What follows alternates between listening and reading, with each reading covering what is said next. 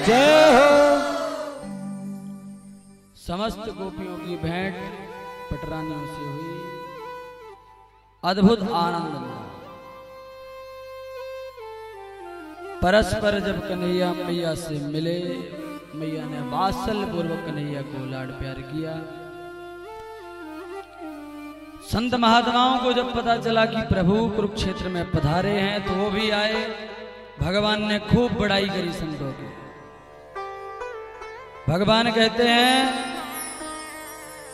संत चलते फिरते तीर्थ हैं, बड़े से बड़े तीर्थ में यदि संत रहना बंद कर दें तो उस तीर्थ की गरिमा महिमा धीरे धीरे विलुप्त होती चली जाए।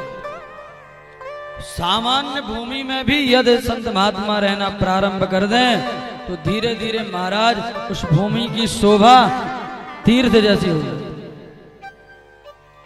आप लोगों ने दर्शन नहीं किया होगा, वर्तमान की घटना की बात बताएं। दास के जो पूज्य गुरुदेव भगवान हैं, तो गुरुदेव भगवान के जो सदगुरुदेव भगवान हैं बड़े सरकार जी, वो पहले मैहर में थे। उनको स्वप्न में एक छपड़ौल है गांव बरही के पास, मैहर से 40 से 50 किलोमीटर, वहां का पूज्य बड़े सरकार जी को स्वप्न में भूमि का अवलोकन, जहां झाड़ियां पत्ते थे, स्वप्न में उस भूमि का अवलोकन हुआ, दर्शन हुआ। बड़े सरकार जी पधारे, छपड़ौल गांव में लोगों को उस सपने के बारे में बताया। वहां के लोग उस भूमि के पास जहां स्वप्न में उनको दिखाई पड़ी थी वहां ले गए।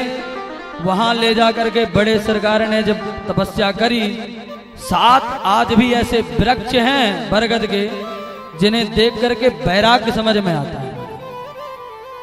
शेर जंगल था, आज भी मानपुर के जंगल में महाराज शेर पाए जाते हैं। तो शेर जहां पूज्य बड़े सरकार जी महाराज तपस्या अभी भी हैं, पूज्य बड़े सरकार जी जब तपस्या करते थे, नीचे तपस्थली बनी हुई है, तो शेर आते थे महाराज मिलने के लिए। तो वो भूमि जहां कोई नहीं जाता था, पूज्य श्री कृष्णचंद्र ठाकुर जी, जिन्हें ठाकुर जी के नाम से जानते हैं, वृंदावन के सबसे सरस प्रवक्ता तो सभी सरस हैं, पर उनकी वाणी में कुछ अलग ही जादू है ठाकुर जी की कृपा से।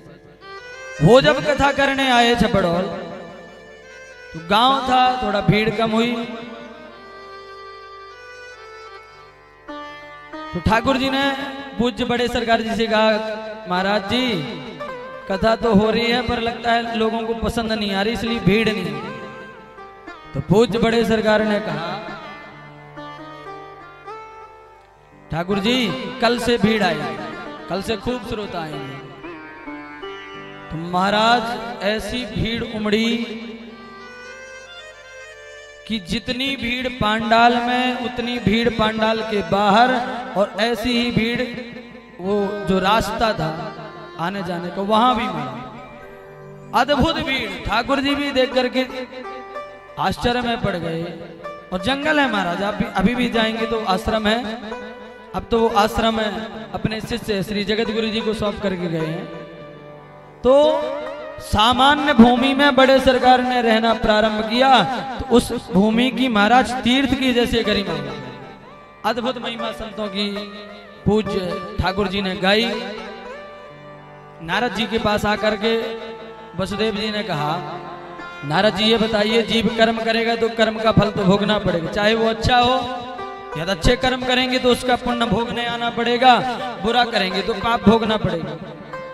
तो ऐसा तो जन्म लेना मरना चलता ही रहेगा। तो ऐसा कोई उपाय बताइए जिससे जीव की मुक्ति हो जाए। नारद जी पहले तो हंसे, बोले सचमुच गंगा प्रयागराज में रहने वाला गंगा जी का महत्व नहीं समझता, क्योंकि गंगा जी तो उसके घर से निकल रही है। यदि उससे कोई पाप हो जाए तो नैमिषारण्य जाता है, हरिद्वार जाता है। उसी प्रकार जिनके बेटा साक्षात भगवान, वो पूछ रहे हैं कि मुक्ति कैसे है। नारद जी ने कहा, वसुदेव जी जीव के ऊपर 3 ऋण होते हैं, देव ऋण, ऋषि ऋण और पितृ ऋण। पितृ ऋण से तब मुक्त होता है जब सुंदर वैदिक पद्धति के द्वारा विवाह करके दाम्पत्य जीवन में संतति उसको प्राप्त होती है। जब उसके कोई संतान होती है तो पितृ ऋण से उऋण हो गए। ऋषि ऋण से कब उऋण होंगे? बोले महात्माओं ने घास पत्ते खा खा करके इन पुराणों को लिखा है, यदि इनका हम अनुसरण नहीं करेंगे तो उनका तो ऋण है। महात्माओं ने घास पत्ते खा करके इनको बनाया है, अपने शरीर को गला करके मारा। तो जब शास्त्रों का जीव अध्ययन करता है तो वो ऋषि ऋण से उऋण हो जाता है। तीसरा ऋण क्या है? बोले देव ऋण। द्विवेदी जी के परिवार में आज जो ये यज्ञ हो रहा है, इस यज्ञ से द्विवेदी जी देवताओं के ऋण से उऋण हो गए। सूर्य भगवान प्रकाश देते हैं,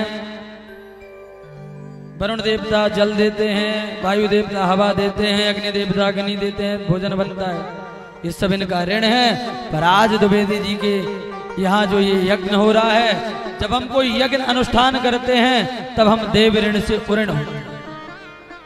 वसुदेव जी ने सोचा कि हमने शास्त्रों का अध्ययन भी किया है और बेटा कन्हैया जैसा बेटा उत्पन्न करके ऋषि ऋण से और देव पितृ ऋण से उऋण है, पर कोई यज्ञ नहीं किया। कन्हैया की तरफ देखे, भगवान ने कहा पिताजी आप तो आज्ञा करो। पिताजी की आज्ञा मिलते ही जो नारद आदि वशिष्ठ आदि ऋषि आए थे उनको ही यज्ञ करता बना करके सुंदर यज्ञ हुआ। ऐसा आनंद उमड़ा कि 3 महीने तक कुरुक्षेत्र से कोई कहीं गया ही नहीं। 3 महीने के बाद सब द्वारका पधारे, वृंदावन गए नंद बाबा और पांडव हस्तनापुर। द्वारका में आकर के देवकी ने कन्हैया से कहा बेटा कुरुक्षेत्र में संत महात्मा तुझे भगवान कह रहे थे, वो कह रहे थे तुमने अपने गुरु का बेटा ला करके दिया है जो मर गया था। बेटा मेरे तो 6 पुत्रों को कंस ने मारा है, मुझे दर्शन नहीं कराएगा? भगवान ने कहा अभी लो मां।